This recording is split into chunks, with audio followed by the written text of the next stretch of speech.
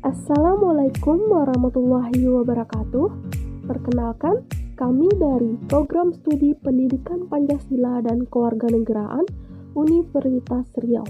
Pada video pembelajaran ini, kami akan membahas tentang hak asasi manusia, di mana kelompok kami beranggotakan yang pertama, Dwi Puspa Permatasari, Emma Linda Lumban Gaul, Magdalena Claudia Nahampun, dan Rani Indriani.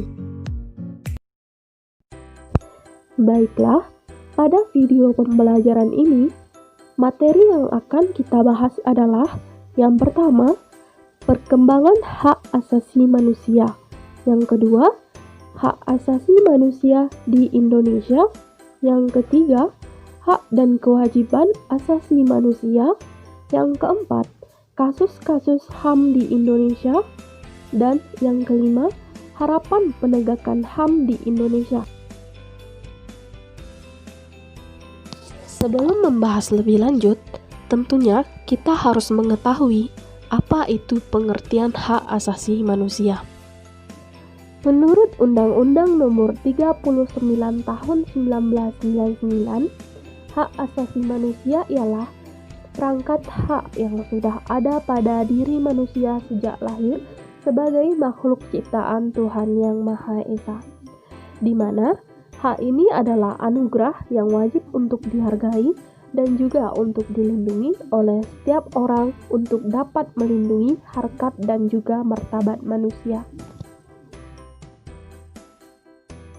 Selanjutnya, kita akan membahas tentang perkembangan HAM internasional. Sejarah perkembangan hak asasi manusia. Kita ketahui bahwa HAM yang ada pada saat ini telah mengalami perubahan-perubahan dari masa ke masa, yang dimana pada tahun 627 istilah hak asasi manusia sudah ada, namun dengan nama Piagam Madinah. Piagam Madinah ini sendiri terdiri dari 10 bab dan 47 pasal.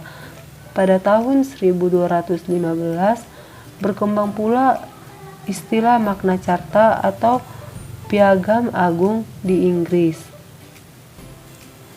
Dan pada tahun berikutnya lahir di Inggris yang disebut dengan istilah Habeas Corpus, yaitu pada masa pemerintahan Charles II. Pada tahun 1689 berkembang pula istilah Bill of Rights, undang-undang yang diterima oleh Parlemen Inggris sesudah berhasil mengadakan perlawanan terhadap Raja James III dalam suatu revolusi tak berdarah. Bill of Rights melahirkan pandangan yang intinya bahwa manusia sama di muka hukum. Pada tahun 1776 berkembang istilah Declaration of Independence di Amerika Serikat. Amerika Serikat dianggap sebagai negara pertama yang mencantumkan hak asasi manusia dalam konstitusi negara. Pengakuan atas hak asasi manusia ini dimuat secara resmi dalam Constitution of USA tahun 1787 atas jasa Presiden Thomas Jefferson. Pada tahun 1789 berkembang istilah Declaration des droits de l'homme et du citoyen, pernyataan hak-hak manusia dan warga negara. Suatu naskah yang dicetuskan pada permulaan revolusi Prancis sebagai perlawanan terhadap rezim lama. Dan pada tahun 1941 berkembang istilah The Four Freedoms oleh Presiden Amerika Serikat Franklin Delano Roosevelt. Intinya adalah kebebasan untuk berbicara dan mengeluarkan pendapat, kebebasan untuk memeluk agama, kebebasan dari ketakutan, kebebasan dari kemelaratan. Dan pada tahun 1948 berkembang lagi istilah Universal Declaration of Human Rights. Puncak perkembangan pengakuan hak asasi manusia adalah disahkannya Deklarasi Umum Hak-Hak Asasi Manusia ini pada tanggal 10 Desember tahun 1948. Dan yang terakhir, pada tahun 1966 lahir pula istilah Covenant of Human Rights. Covenant of Human Rights disahkan oleh Majelis Umum Perserikatan Bangsa-Bangsa pada tanggal 16 Desember 1966 yang berisi tentang International Covenant on Economic, Social, and Cultural Rights atau Kovenan Internasional tentang hak-hak ekonomi, sosial, dan budaya. Yang kedua yaitu International Covenant on Civil and Political Rights atau Kovenan Internasional tentang hak-hak sipil dan politik. Perlu kita ketahui bahwa untuk Indonesia sendiri, Kovenan ini diratifikasi melalui Undang-Undang Nomor 11 Tahun 2005 dan Undang-Undang Nomor 12 Tahun 2005. Jadi inilah sampai sekarang istilah yang digunakan untuk hak asasi manusia. Selanjutnya, kita akan membahas tentang HAM di Indonesia. HAM di Indonesia didasarkan pada Konstitusi NKRI, yaitu yang pertama, pembukaan Undang-Undang 1945 alinea pertama. Yang kedua, Pancasila sila keempat. Yang ketiga, batang tubuh Undang-Undang Dasar 1945 pasal 27, 29, dan 30. Yang keempat, Undang-Undang Nomor 39 Tahun 1999 tentang HAM. Selanjutnya, Undang-Undang Nomor 26 Tahun 2000 tentang Pengadilan HAM. Selanjutnya, Undang-Undang Pasal 28A sampai J. Perkembangan HAM di Indonesia. Yang pertama, dimulai dari periode sebelum kemerdekaan tahun 1908 sampai 1945. Yang kedua, periode tahun 1945 sampai 1950. Pemikiran HAM pada periode ini menekankan wacana untuk merdeka, hak kebebasan untuk berserikat melalui organisasi politik mulai didirikan, serta hak kebebasan untuk menyampaikan pendapat terutama di parlemen. Selanjutnya, periode ketiga yaitu tahun 1950 sampai 1959. Periode ini dikenal dengan periode parlementer. Menurut catatan Bagirmanan, masa ini adalah masa yang gemilang. Selanjutnya, periode keempat, periode pada tahun 1959 sampai 1966.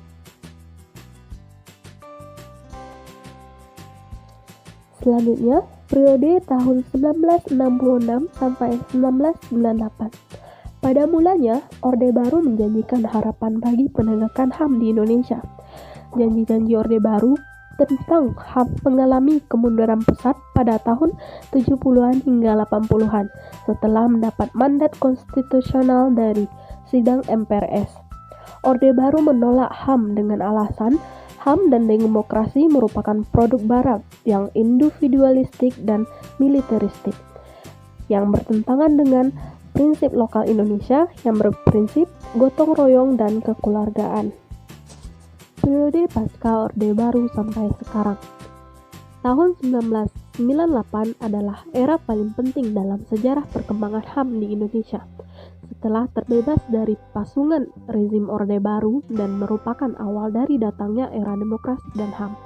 Perhatian pemerintah terhadap pelaksanaan HAM mengalami perkembangan yang sangat signifikan, ditandai dengan lahirnya TAP MPR nomor 17/MPR/1998 tentang HAM merupakan salah satu indikator pemerintahan era reformasi.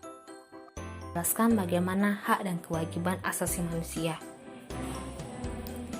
Apa sih hak dan kewajiban asasi manusia? Hak asasi manusia merupakan hak-hak dasar yang dimiliki manusia dari Tuhan Yang Maha Esa sejak berada dalam kandungan dan setelah lahir ke dunia, yang berlaku secara universal dan diakui oleh semua orang. Terdapat beragam hak asasi manusia yang bisa diraih semasa hidupnya, di antaranya seperti hak untuk berbicara, hak untuk hidup damai, hak untuk mendapat pelayanan, dan hak untuk diperlakukannya sama dengan manusia lainnya. Sementara itu, kewajiban asasi manusia adalah kewajiban pokok atau dasar yang melekat pada setiap manusia sebagai konsekuensi dari adanya hak asasi manusia. Kewajiban asasi menjadi kewajiban dasar disertai tanggung jawab sebagai bentuk menghormati hak asasi manusia lainnya. Perlu kita ketahui bahwa konsep dari hak dan kewajiban asasi manusia bersifat universal dan tidak dipengaruhi atau dibatasi oleh status kewarganegaraannya. Ini disebabkan dikarenakan keduanya dilandaskan pada keyakinan bahwa hak dan kewajiban tersebut dianugerahkan secara alamiah oleh alam semesta, Tuhan, dan nalar. Kasus-kasus pelanggaran HAM di Indonesia. Seperti yang kita ketahui, yaitu adalah kasus Munir. Kasus Munir masih menjadi misteri yang masih belum bisa dipecahkan. Munir merupakan seorang aktivis HAM yang banyak memperjuangkan dan bersuara dalam membela HAM pada masa Orde. Kasus pembunuhan Munir ini membuat banyak aktivis HAM menjadi was-was dan lebih berhati-hati akan keselamatan mereka saat mengkritik pemerintah dalam kurung pemerintahan pada masa Orde. Kasus pembunuhan terhadap aktivis HAM Munir ini adalah kasus pelanggaran HAM berat. Mengapa demikian? Karena perbuatan seseorang dengan sengaja merampas hak hidup orang lain. Selain itu, para ahli berpendapat bahwa kasus ini juga merupakan ancaman terhadap kebebasan dalam berpendapat, karena Munir sendiri diyakini dibunuh untuk melumpuhkan aktivitasnya dalam mengungkap kasus pelanggaran HAM pada masa Orde. Dapat kita tarik kesimpulan dari kasus pembunuhan Munir ini, yaitu adalah bahwa hak warga negara dalam mendapatkan kebenaran belum dipenuhi oleh pemerintah. Dan sampai saat ini, kasus pembunuhan Munir ini masih menjadi tanda tanya atau masih menjadi misteri. Lalu ada kasus Trisakti. Penyebab terjadinya kasus Trisakti dipicu oleh ketidakpuasan masyarakat terhadap krisis finansial atau kita kenal dengan krisis moneter.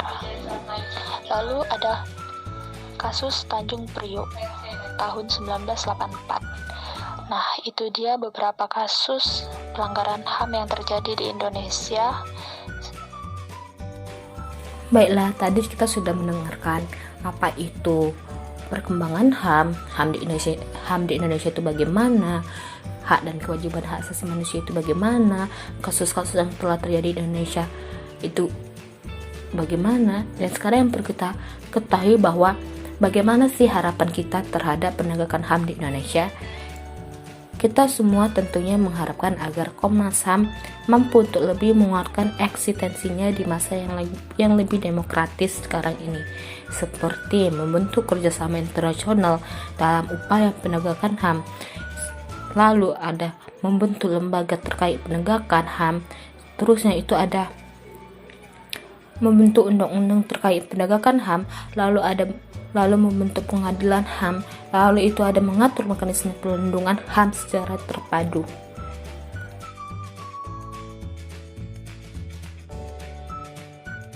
Baiklah, sekian pemaparan materi dari kelompok kami mengenai hak asasi manusia.